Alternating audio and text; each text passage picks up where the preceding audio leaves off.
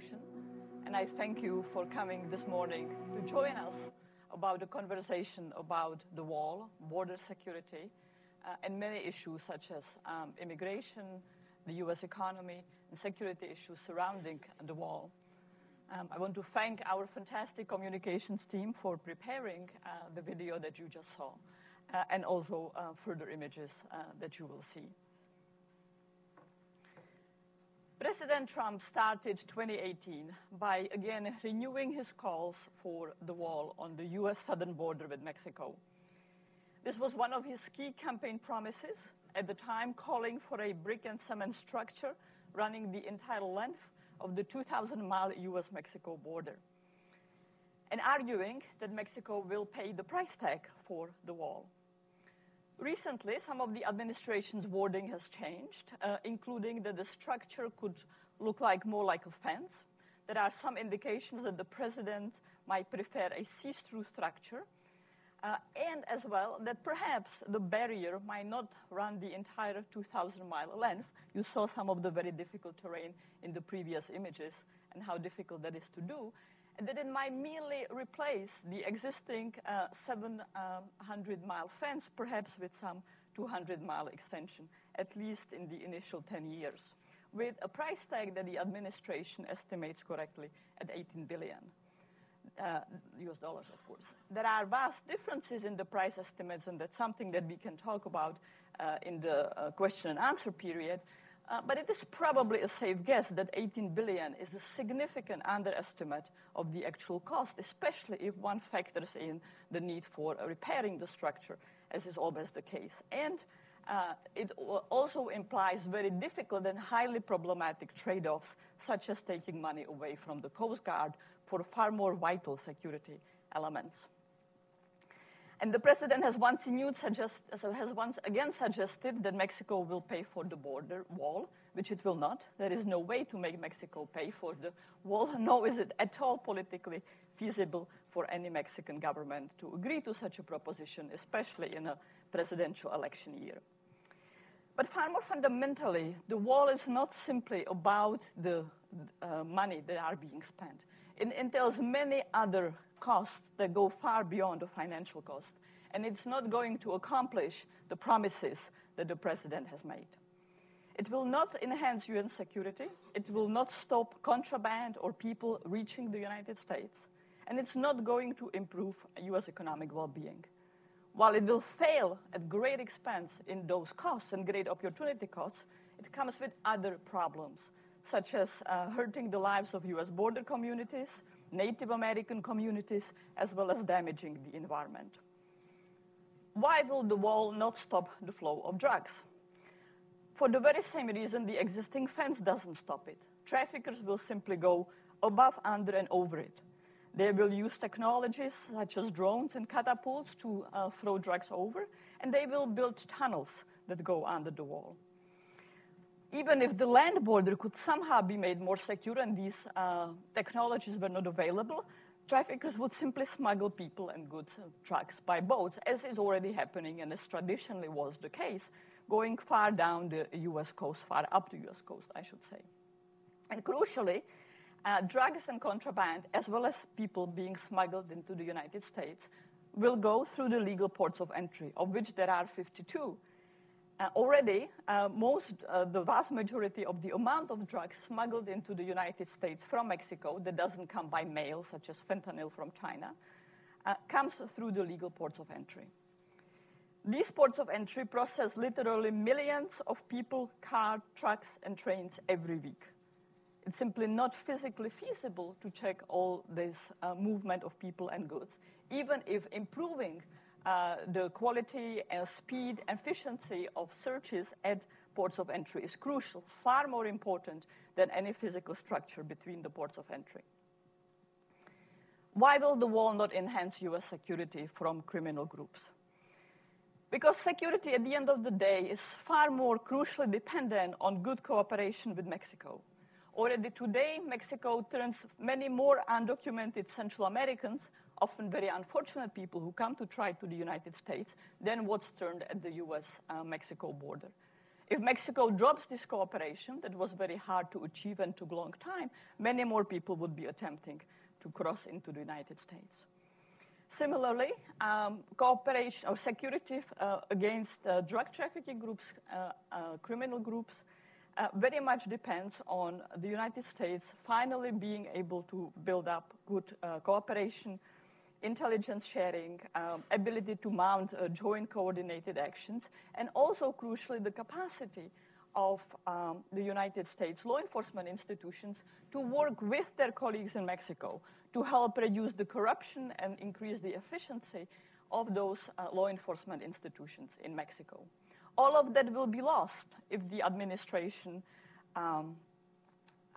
resorts to very hostile relations, very hostile environment with Mexico. Building up this cooperation took decades. It was very difficult, and there were some very cold moments in the U.S. Mexico relations, and people like Ambassador Tony Wayne in the audience worked very hard to improve that cooperation. That could easily be lost. Far more important, in fact, than security from trafficking is counterterrorism cooperation. And that's something that the United States and Mexico always enjoyed, even during those cold, difficult times. But that also involves, in fact, security, enhancing capacity of institutions such as U.S. Coast Guard. The far greater terrorist threat is not someone crossing the border from Mexico, but very dangerous equipment reaching, for example, U.S. ports.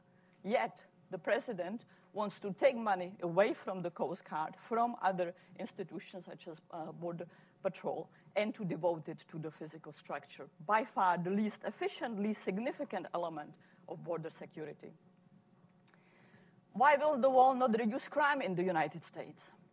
Because violent crime in the U.S. is not in any significant way linked to legal or illegal immigration into the United States.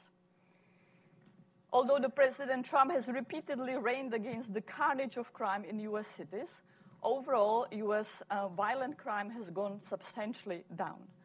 We are far lower than we were at any point since 1991, with the exception of 2015, when 3 cities experienced significant spikes in homicides, driving homicides increases in the entire country: Baltimore, Chicago, and Washington, D.C. Washington, D.C. has since improved. Chicago has slightly improved. Baltimore this year has the highest per capita murder rate in a long time. But in none of the 3 cities, it was immigration or whether documented or undocumented immigrants that drove the rise in violent crime. Rather, what the 3 cities had in common were high income and racial inequality, declining population, high poverty and unemployment rates well above the national average, and very historically troubled relations between residents and police. These conditions are conducive to rise in crime. There is no evidence whatsoever that undocumented residents account for significant amount of crime, violent crime in the United States. In fact, the vast majority of criminological studies consistently show that most homicides and most violent crime in the U.S. at several times the rate is perpetrated by native-born Americans. Instead, it is the kind of anti-community policing that the Trump administration is promoting, attacking sanctuary cities, which, such as New York, have far lower homicide rates than many non-sanctuary cities, pardoning police lawbreakers, such as Sheriff Arpaio, and crucially forcing local police departments to prioritize raids in Latino communities, hunting down even peaceful, productive, undocumented residents that jeopardize years of improvements in U.S. law enforcement and years of improvement in violent crime in the country. There is powerful and consistent evidence across the United States and, in fact, across all countries, that if people begin to question the fairness, equity, and legitimacy of enforcement, they stop reporting crime. And when they stop reporting crime, homicides increase. Thus, in fact, the policing practices and immigration rates that the president promotes are very likely to worsen crime in the United States. Why will the wall not help the US economy or US workers? Yes, there is some evidence that immigration has some negative effects on a small segment of the US population, namely high school dropouts and prior immigrants. They often compete for the very same jobs as low-skill jobs as the newest immigrants that arrive. However, the right response for those small segments of population that are negatively affected in terms of employment and wages is, of course, to help them with vocational training, with providing them with medical insurance and other capacity to locate jobs that are more productive and more rewarding. To a large extent, undocumented workers work the unpleasant, backbreaking jobs that Native American workers, that native-born workers are not willing to perform. In agriculture, in seafood processing factory, in landscaping, or taking care of the elderly and the terminally ill, often very psychologically demanding jobs, as well as hard physical jobs. These economic sectors will be hurt by mass deportation, but also the quality of life in the US, the quality of US society will be affected. Crucially, however, immigrant workers have a very important net positive effect on the economy. The native-born population is declining, both in numbers and in productivity. At the same time, the longevity is increasing. What it, of course, means is that immigrants and their children will account for the vast majority of the future and current labor force growth, unless, of course, the president gets his way and significantly reduces also legal migration. In that case, however, there will be very significant burdens in terms of expensive benefits such as Medicare and Social Security. Essentially, we need migrants now to pay for those benefits so that we, you, I, in the future can enjoy them, having paid for them. And in fact, undocumented workers contribute, they often pay Social Security, even though they might not be able to draw the benefits of those payments later in the future. NAFTA, too, which is currently under renegotiations, and the president has repeatedly threatened to withdraw from it, has not siphoned off large amount of US jobs. Yes, it has caused some dislocation and forced some workers to find other jobs, but it's created many others. The estimates vary, but perhaps today as many as 5 million jobs depend on NAFTA. Crucially, however, NAFTA not only creates new jobs, it also enables the creation of integrated value production lines across Mexico, the United States, and Canada, which make US companies more competitive, and that creates jobs. But it also allows for the importation of cheaper goods. If NAFTA ended, some of the most disadvantaged US citizens, those who voted for President Trump, the lower middle class white families, will pay the greatest burden for an end to NAFTA because a variety of consumer goods will become far more expensive. And certain segments of the economy, such as manufacturing and farming, would be particularly badly hurt. Car manufacturers, farming today are crucial dependents on exports to Mexico and Canada. But there are other costs that we often don't hear very much about. And that's, for example, Native communities. You saw pictures beforehand. There are 26 federally recognized Native communities in the US, 8 indigenous people in Mexico who live along the border. The wall, already the existing fence, cuts through their tribal homelands. It separates family members from their relatives, and it damages their sacred sites and separates them from their sacred sites. And it also damages the natural environment, which is very much part of their heritage. The border area, places of Big Bend that you saw images from, as well as the so-called Sky Islands in the Arizona, New Mexico area, are some of the greatest biodiversity places in the United States, with perhaps 100 species of animals endangered. The wall does not merely affect those US border communities and the border physical environment. It has deep reach into the United States. It is not simply about the physical structure, but about the very nature of society that the United States want to live in. The wall, as the president embraces it, with his attacks on Muslims and other communities, with his resentment toward NAFTA, is not simply about creating a physical structure, but about creating barriers and divisions in one's mind and promoting politics of exclusion and bigotry, the very opposite of the American creed.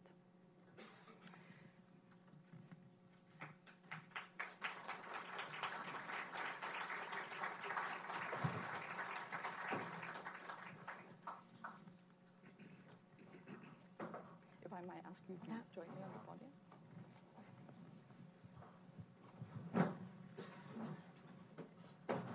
Will you do the introduction? Will you introduce yourself and the congressman? Okay.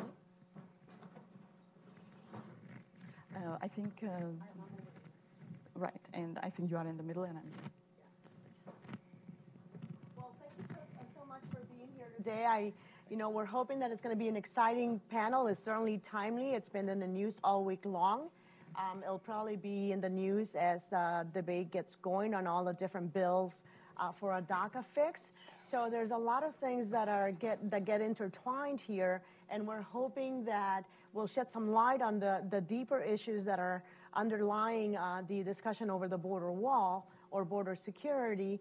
And then we want to hear from you guys what your concerns are, what your questions are. And hopefully the congressman will be able to shed some light into the behind the scenes that's going on. He was at the White House with 25 other lawmakers, meeting with President Trump, talking about budget talks to avert a government shutdown, finding a common ground to provide relief or legalization for dreamers, as well as also strengthening border security. So we're hoping that you take away a lot of important ideas and thoughts about what's going on the Hill and at the White House, and most importantly, along the border. So thank you, and let's get it going.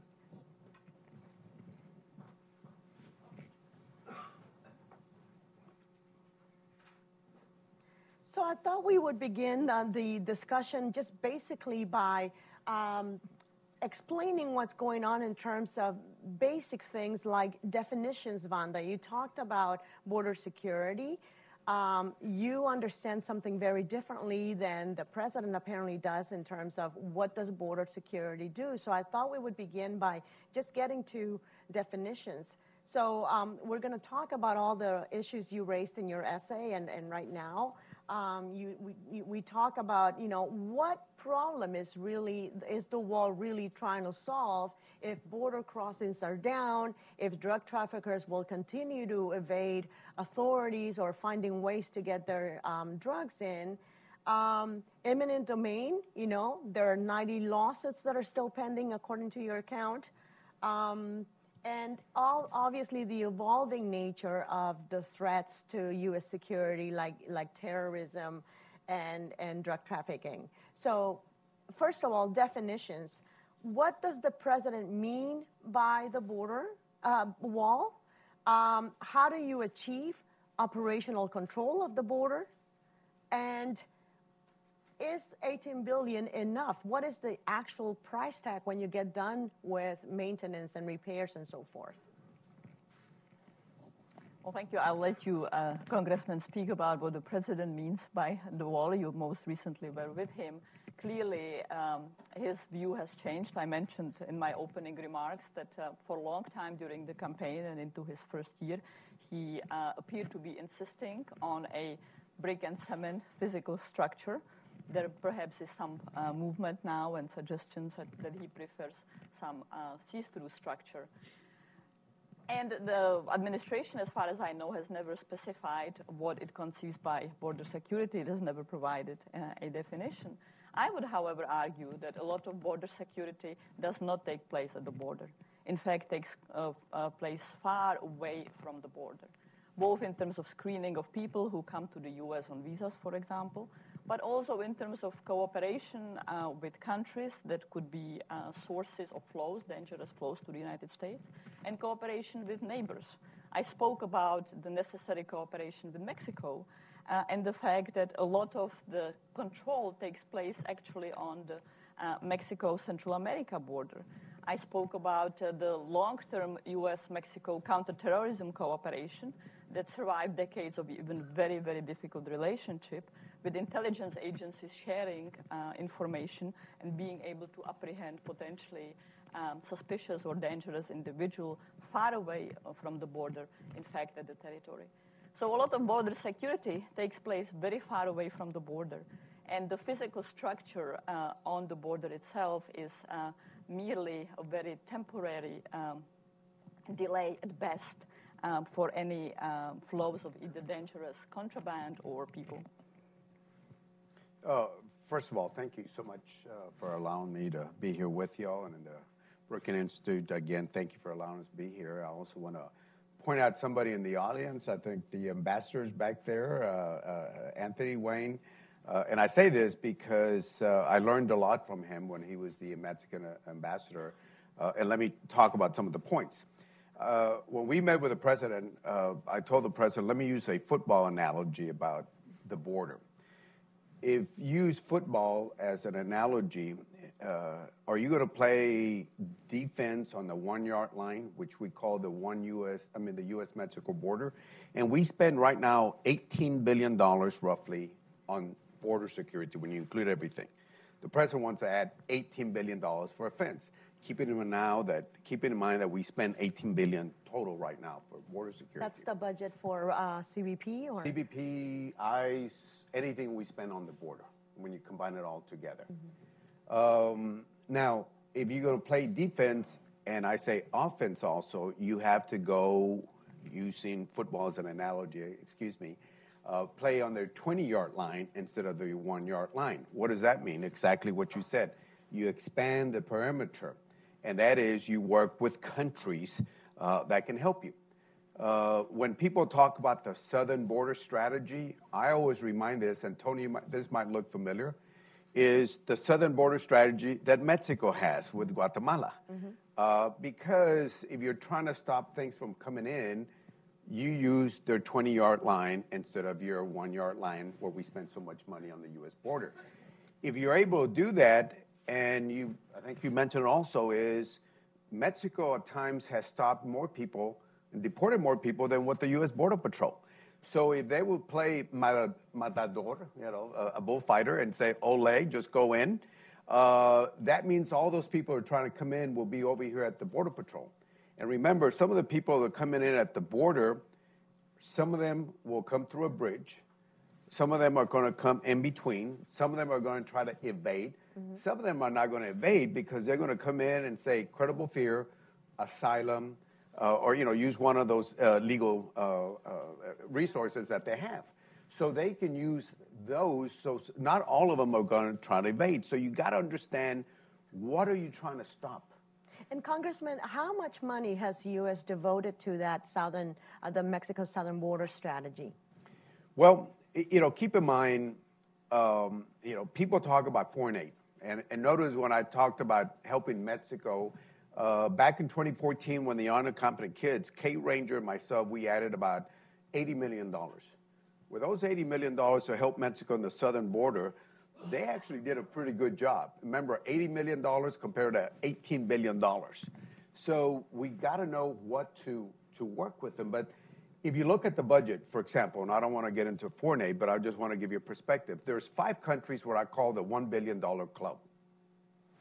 Israel gets more money than any other country, $3.1 billion plus. You got Pakistan, but that's being rolled back by the president.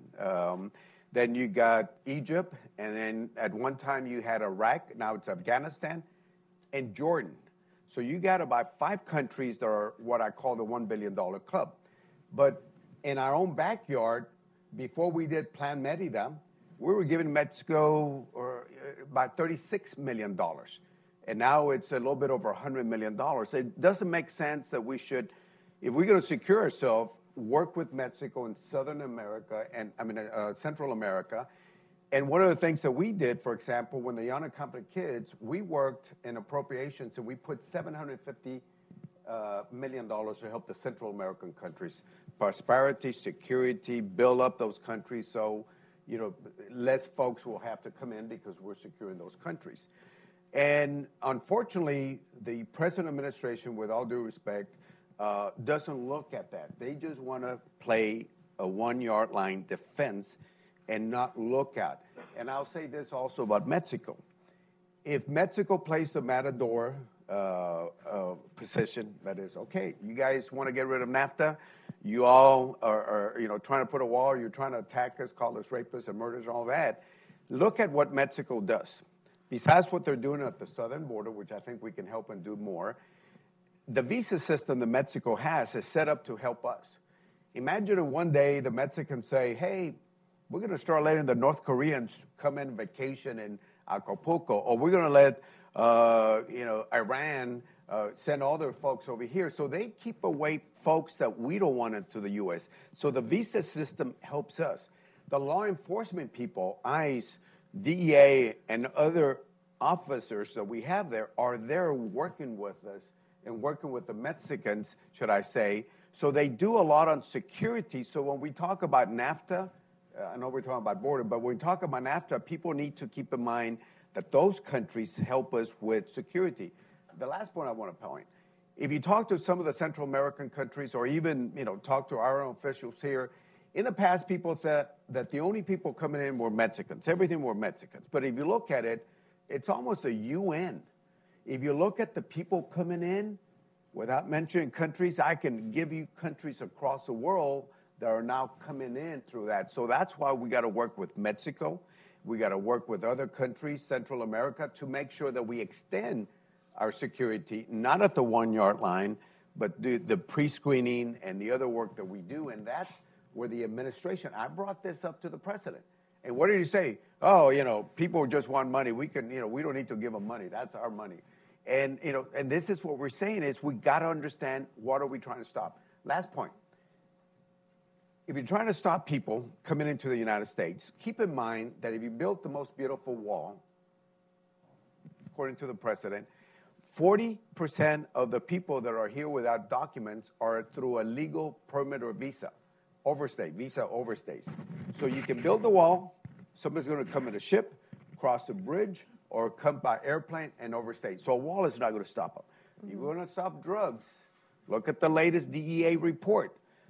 If you're talking about land, where are they coming through? Ports of entry. Mm-hmm. I represent Laredo, Texas, which is the largest inland port in the country. And after LA, total trade, it's Laredo. Low town of 250,000.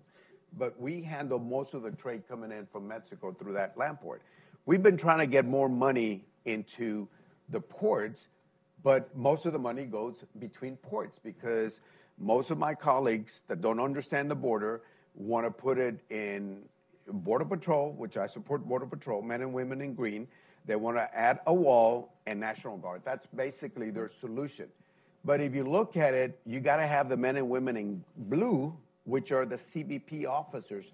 Those are the ones that we have at the ports. You got to have the technology, not only between ports, but also at the ports of entry, because that's where drugs are coming in. Mm-hmm. So to conclude this point, you got to know what you're trying to do.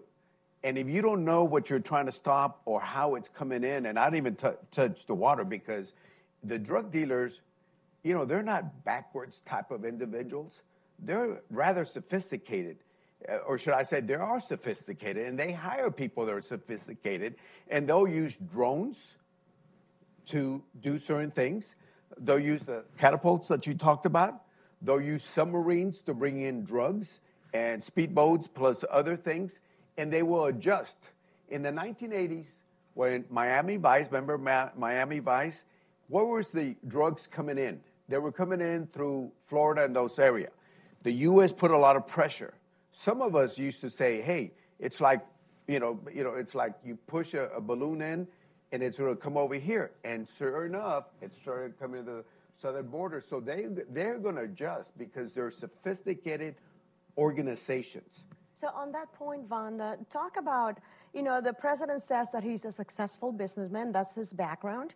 And he, at times, has been criticized for trying to run the country like he ran his businesses, right?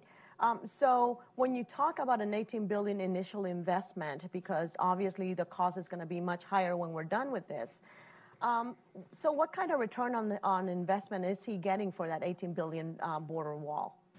Well, Maria, I think that it's clear by now that both the congressman and I believe that he is getting a very poor return on that investment.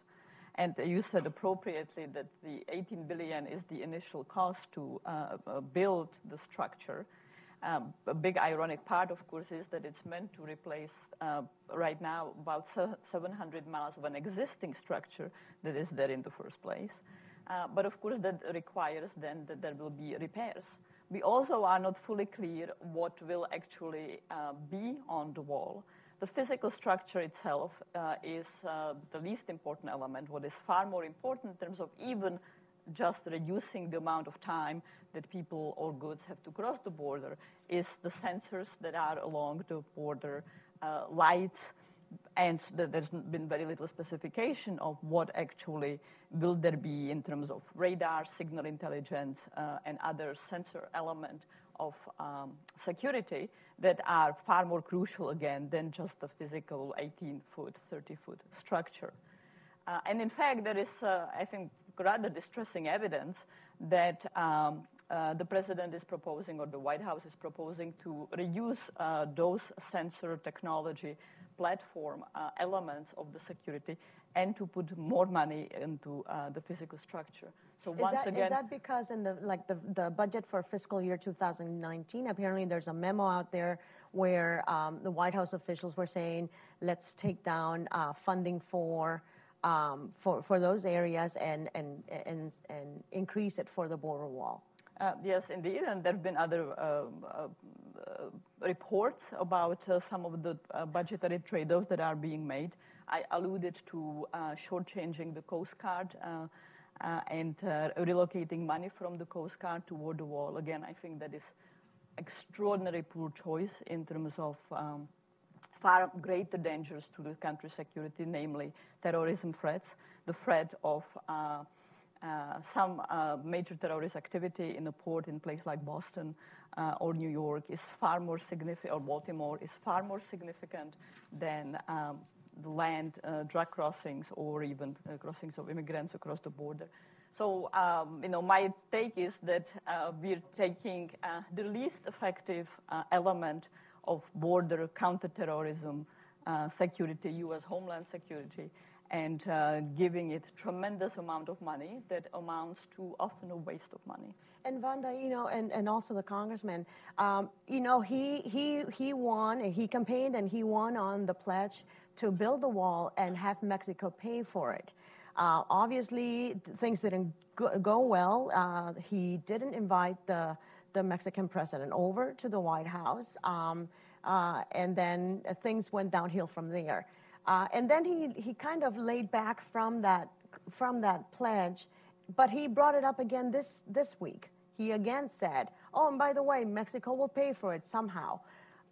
Why, if we all know that realistically Mexico is not going to pay for the wall, why do you think he keeps bringing that up in his rhetoric toolbox?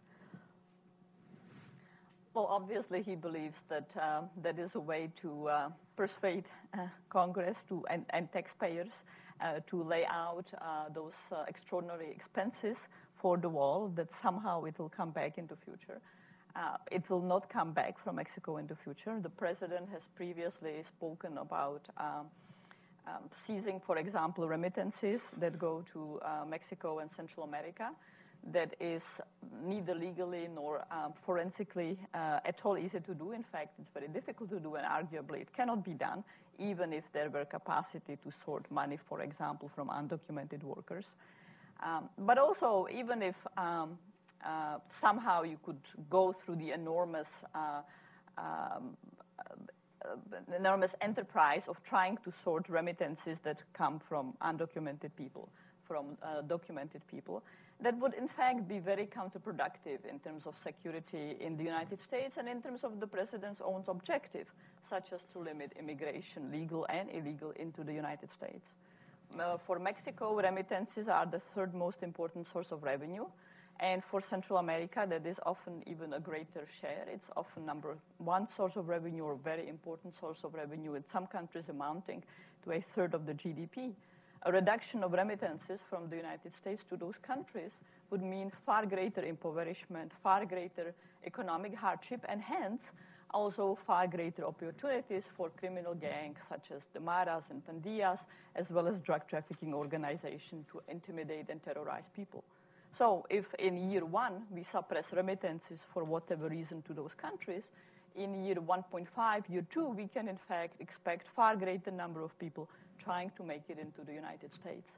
And Vanda, share with us what are the major differences between what happened back in 2006 when President Bush signed into law the Secure Fence Act. I have in my notes here that 26 Democratic senators voted for it, including then Senator Obama, Senator Clinton, and Joe Biden and Schumer. What are the big differences between what happened then and the kind of debate that we're having now over a border wall? Well, there are some differences, and of course there are some similarities, including one that has potentially emerged very surprisingly this week. Part of the Secure Fence Act narrative of the George W. administration, George W. Bush administration, was, of course, that there would be a comprehensive immigration reform, and that securing the border to reduce the flows of immigrants across the border would be the first step, which would then allow bipartisan work in the Congress to achieve comprehensive immigration reform. That didn't happen. The Obama administration had its own replay, and although it did not build a new fence along the border, it invested substantially in bringing remote technology, so-called virtual border elements, to parts of the division, parts of the border. It was not as comprehensive as was envisioned in the original planning, but nonetheless, a lot of technological assets, visibility assets that allow for more rapid response were put at the border at the time. And the Obama administration also engaged in the deportation of a lot of people from the United States. Close to 3 million. For a while, President Obama was called the deporter-in-chief.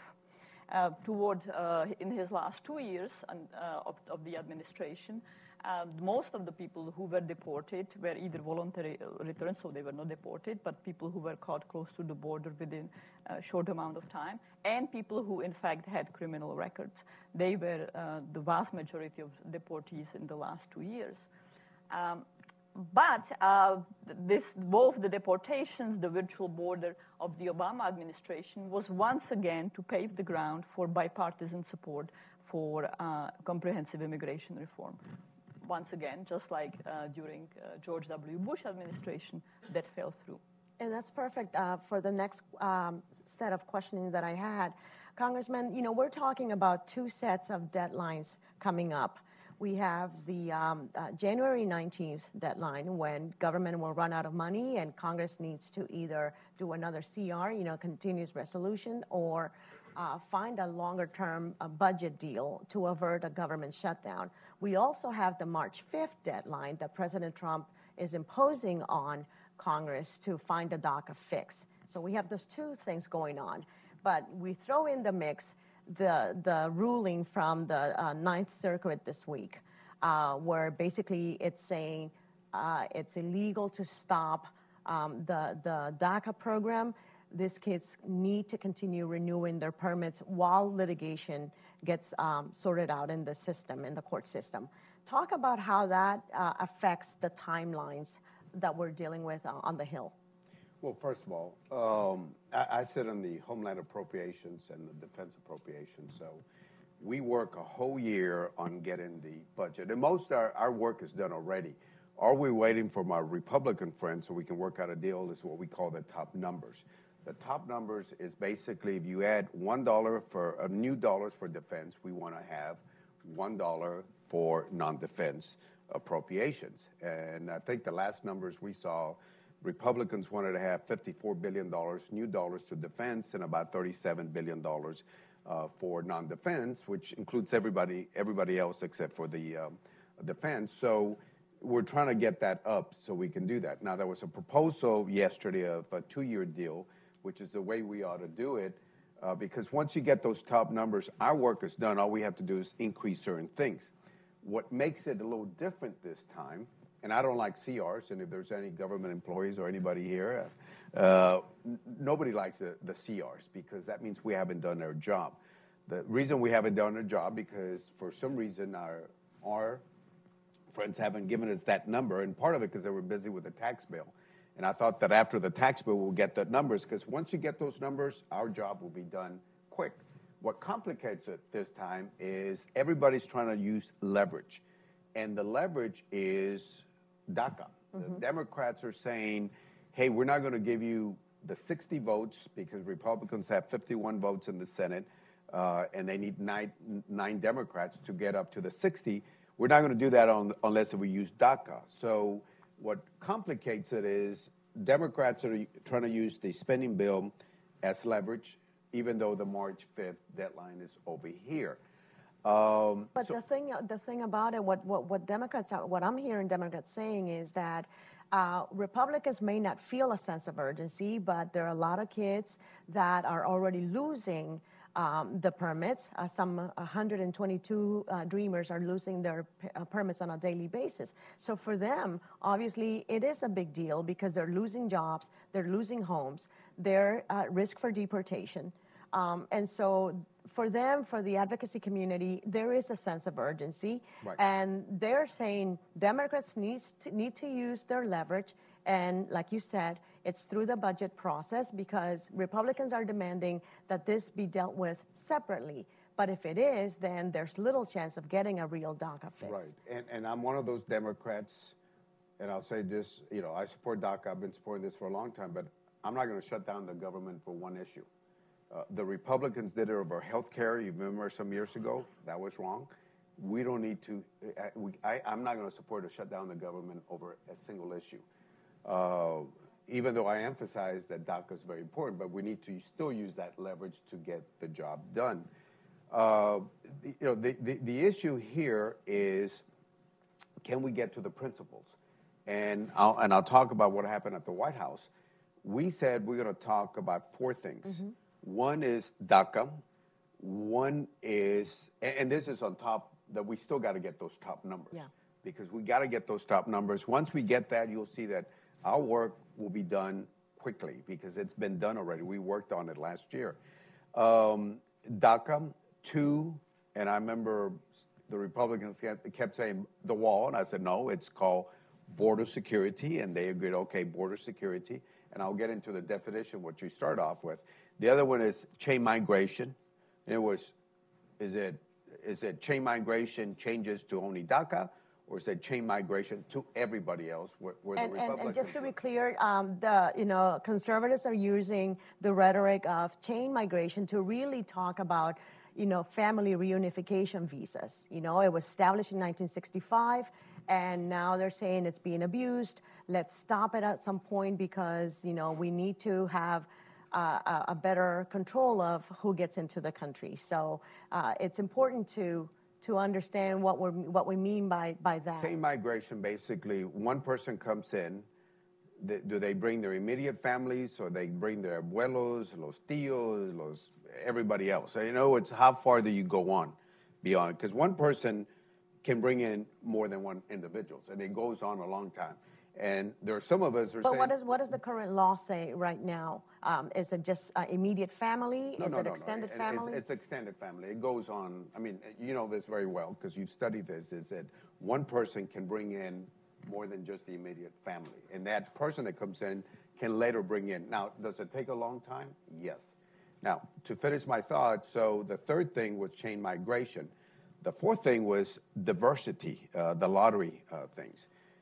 Some of us feel that maybe we need to look at the security a little bit more, and keep in mind that the lottery is has become an issue that's very important to not only the Hispanic caucus, but the Black caucus. Mm-hmm. Because the last time we looked at numbers, 41% of the lotteries were coming in from countries in Africa. So the Black caucus has come in and said, oh, this is something that we have big interest in. And we saw a vote some years ago when this came up. So I bring up those issues, the four issues. So we said, okay, those four issues. yesterday when I was talking to my Republican friends, they said, oh, by the way, we need to talk about this and this and this. So they brought in the Securing America. They're bringing in like 24 issues. I said, I thought there were 4 issues. And they said, well, border security covers sanctuary cities, Kate's Law, and some of us have certain opinions on some of those. But they're not talking about 4 issues. Now they're talking about a whole bunch of issues. Well, that particular bill, that's only one of many on the Hill. But that one in particular, Democrats are saying, and advocacy groups are saying, it's a non-starter because you have a lot of poison pills in there that Democrats and the immigrant community are just not going to accept in exchange for protection for the Dreamers. That one has a 24-point plan, and it's a nativist wish list. And the point is, there are extreme positions, without due respect. The left the left says all we want is a clean DACA bill, and that's it. And you don't agree that that's possible? Well, let me finish. Mm-hmm. It's not going to happen. It's not going to happen. I mean, first of all, Republicans control the Senate, the House, and the White House. If you count to 218, there are not 218 Democrats in the House, and we got to get away. DACA by itself is not going to happen. Now, on the other side, you got the people on the right that don't want to see DACA, want to add all those positions that you talked about. So you got 2 positions out there. At the end of the day, we work something out. The far left and the far right are not going to be happy, and it's going to depend on people in the middle, Democrats and Republicans, then put something forward to work it. And on top of that, if I can finish more, because it gets a little complicated, it's not only DACA. So we got to come up with those top numbers. We got to deal with DACA. I think what's going to happen is we're going to do a CR to mid-February, is what I think. I don't like it, but I think that's going to happen. Practically, I think that's going to happen. What happens in March? There's another big issue that we probably have to tie in. Anybody know? Debt ceiling.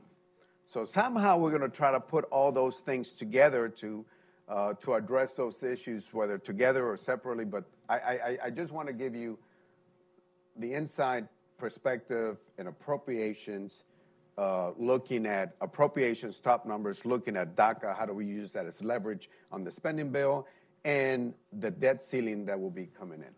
And so on that note, we want to toss it out to you guys for questions, comments.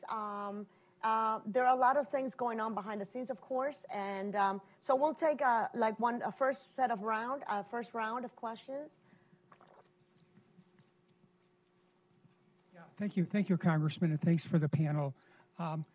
Regarding your 20-yard strategy, which I think many of us could endorse, so many of the Central American migrants make it through Mexico on the railroads, on Faro, Mexico, and other railroads. And I know this has been an issue that's been discussed between the U.S. government, Mexico, and the railroads as to how to ensure that they don't hitchhike on these trains, because this is the major, as I understand it, I might be wrong, the major artery that gets them to the U.S. border. Could you perhaps discuss that? Anthony, well, I think he stepped out, but Anthony, it was called the Beast. There was a train that would come in from Central America, Mexico, called the Beast, where they would just jump in. And unfortunately, some of the times those folks would fall off, lose legs, get killed.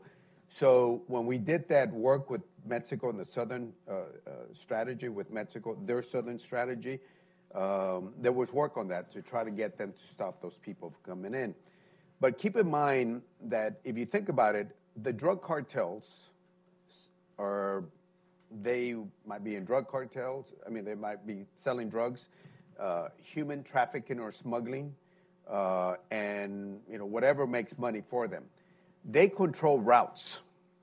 And by controlling routes, that means that they have the area greased. That is, they got officials that are turning their heads, and they're got certain routes, so they'll be able to do it. I mean, think about this. When the Cubans were coming in, different issue, and I was in Central America, I was said, hey, how did you go, how are you here in Costa Rica? Because we're in Costa Rica. They said, well, we went from Cuba to Ecuador, and then, Colombia, Panama, ended up in Costa Rica. That's when Nicaragua said, no more. All right? And I said, where are you going? And I think I knew the answer already. They said, Laredo, Texas. I said, now tell me, how did you pick Laredo? If you're from Cuba, how do you go all the way, come to Laredo? And again, there is a smuggling. There's a way to get over here. And the smugglers are able to move people and drugs around. And if you think about the unaccompanied kids, how do the unaccompanied kids all of a sudden just go to South Texas? It's because they control routes. So it might be the rails, but there might be other ways of moving people over here. And I say that is because we got to understand what we're trying to do. The administration doesn't, I think they have a lot of people that understand it, but certain voices are winning in the White House. And that's the thing is they just don't understand. For example, they say the border, it's violent, it's all this. If you look at the latest FBI statistics, and I do this every year just to show you, if you look at, for example, murder rates, and you mentioned this, which was very good. The annual national murder rate in the U.S. is 5.3 murders per 100,000. 5.3. If you look at McAllen, Brownsville, El Paso, Del Rio, Laredo, none of those are above that number. They're below. And I've always said, hey, what's the most dangerous thing about being on the border? When I leave Laredo, Texas, I fly to Washington, D.C., because Washington, D.C. has more murders than my hometown of Laredo. If you look at the violent crime rates also, which is rapes, assaults, and all that, the national crime rate, you find it at the border lower than a national crime rate. So there's a lot of fallacies, and people just are using why the wall, why the wall. It's a winning argument for the president. It's a winning argument, but it doesn't make sense because it wasn't a memo that they put out. It was their budget request to us where they took money from the National Guard. They took money over there to build the wall, which is the most ineffective way of doing this. And I'll finish with this. I guess what he's trying to get at is, obviously you talk about trying to find the middle ground and make it a win-win for everyone to address concerns about border security and to address the needs of the dreamers and everyone else down the road, because the president also seems to be saying we're going to get to a comprehensive immigration reform in a second phase down the road. Obviously, a lot of conservatives didn't take that too well, and there were a lot really nasty comments on Twitter against that. So I want to get to another question before we're done. Thank you so much. Great presentation. So you mentioned, Congressman, that Mexico has the ability to be the matador at the southern border, their southern border. They're not doing it because they're just so dependent on NAFTA talks, et cetera. That doesn't change. My real question is to both of you on the panel, how important are the Mexican elections for the future of this relationship? Does it matter a lot from the U.S. perspective who is going to be the president? It does, and it does, and for us, for some of us have been working with Mexico. Keep in mind that Mexico for many years was it's a very nationalistic country.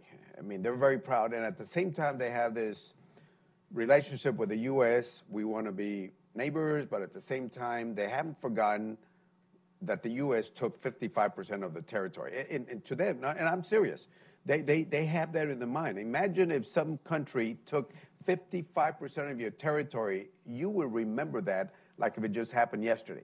So for many years, especially in the 80s and 90s, a lot of us were working on trying to get Mexico closer to us. We've gotten them to apart. Then the president comes in and starts pushing Mexico away. NAFTA is very important to us. Security is very important. They work with us on those issues on that. 40% of everything we export as a country, 40% of everything we export goes to Latin America, Mexico, Central, and South America. 40% of everything. But we don't treat them as neighbors. If you look at the world, there are some countries that don't have very friendly neighbors. We as the United States are blessed to have Canada and Mexico as neighbors. And we should take advantage of that. And when I said this, when some people see Russia as a friend and Mexico as an enemy, that world has been turned upside down. One last question, because we're running out of time.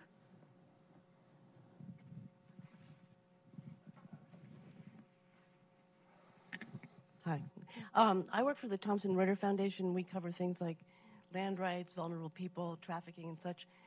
So I'd like to ask you about the wall, but also the threat of the wall, and if you could address a little bit how that's had an impact, or what sort of impact it's had on life along the border in, say, working conditions, labor conditions among both people without documents and also people who do have documents but might be frightened by the situation.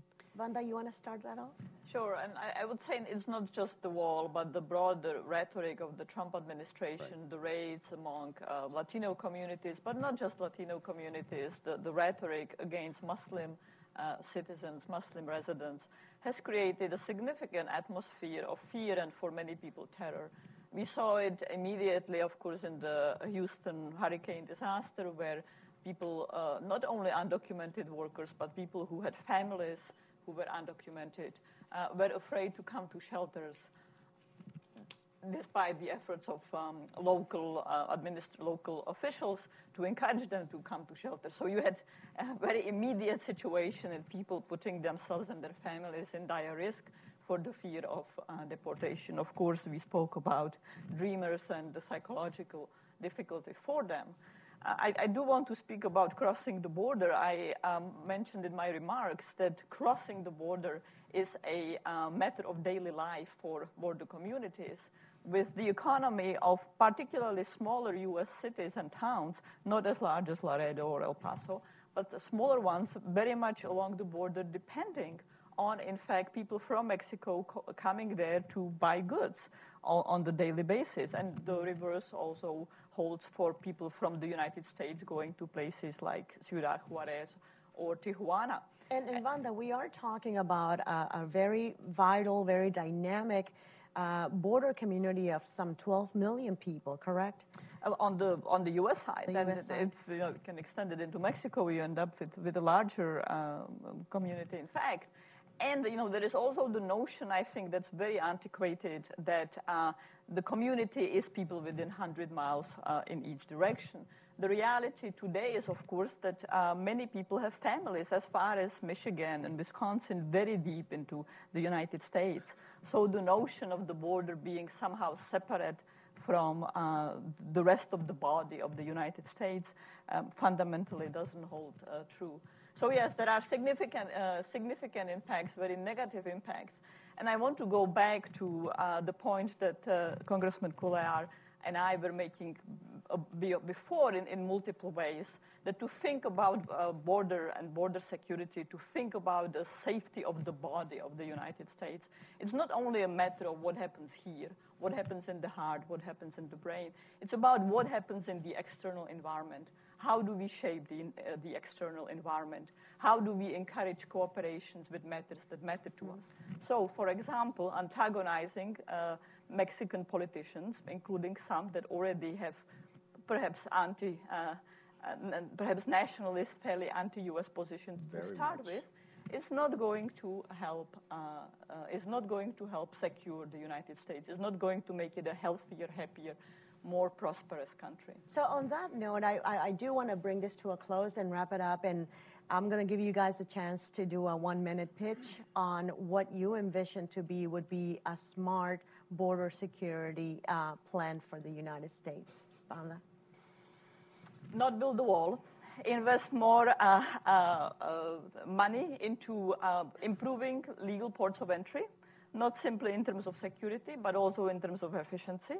That might include pushing security, such as container and cargo security, deeper into Canada and, importantly, deeper into Mexico. The Obama administration tried that, and there were some successful pilot projects. Far more can be invested. Invest money in people, officials, agents who work at the border. and do so in a way that improves their quality of life, but also assures vetting, not just mass increases in workforce without adequate training, vetting, and the resources they need. Put more money in Coast Guard. Don't take money away from Coast Guard. And conceive of the border as being part of the body of the United States, as a part of a larger organic environment. The border is not just a line of separation with a structure on it. It is a membrane of connection. And that's how we should think about it. Congressman, the last word. When we look at the border, it's not only the southern border, it's the northern border, it's the coast that we have, and that's why we got to look at how things come in or how people come in or drugs come in. You got to understand that it's not only the southern border. It reminds me of the French and the Germans in World War I, where the French built this defense, and the Germans just went around on the other side. So, I mean, you just got to understand how security works and how you stop it. Technology works very well. For example, aerostats, all you need is about 100 of the right aerostats, and you can cover the whole border.